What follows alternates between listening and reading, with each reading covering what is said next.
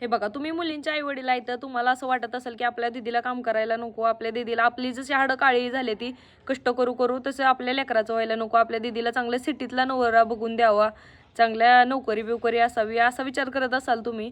पण नशिबानं जर दीदीला चांगला नवरा भेटला तर भेटला बरं का. पण शेतकऱ्याला पण असं लय शेतकरीच आहे म्हणून फक्त डावलू नका. त्याचं शेत बघा, रान बघा. आणि आता असं शेतकऱ्याला तरी दिली तरी लय कष्ट करायची, काम करायची गरज नाही हो त्यांना.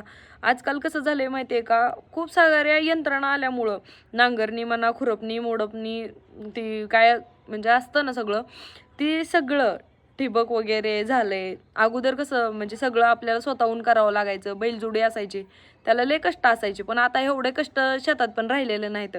थोडंफार कष्ट असतात पण आता ती थोडंफार कष्ट तर कुठल्या पण क्षेत्रात करावंच लागतं. तुम्ही कंपनीत गेला तर कंपनीत पण तेवढे एफर्ट्स द्यावंच लागतात. पण तुम्ही शेतीत जर गेलात तर तुम्ही आपलं मनाने बसू शकता, सावलीला पाणी पिऊ शकता, खाऊ शकता, पिऊ शकता, 1-2 दिवस सुट्ट्या पण घेऊ शकतात. पण तसं तुम्हाला सिटीत करता येत नाही. आणि सिटीतली कंपॅरिझन म्हणजे आजकालची वाढती महागाई. आता तुम्हाला 25, 10, 20 किंवा 25-30 जरी हजार पगारवाली असली तरी पण ती थोड्या दिवसांनी कमी पडणार. उद्या लेकरं मोठी होणार, लेकरं मोठी होणार, त्यांना शाळेत घालणार. पुन्हा शाळेत घातल्यावर त्यांची 50-60 हजार रुपये पगार, 50-60 हजार रुपये फी भरावं लागणार.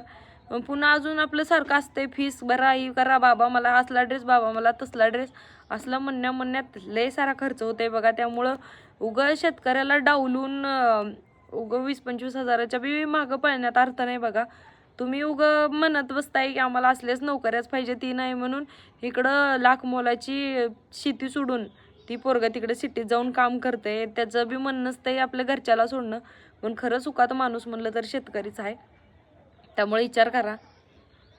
आणि माझ्या भावना पटल्या तर कमेंट करून सांगा आणि फॉलो करायला विसरू नका. धन्यवाद.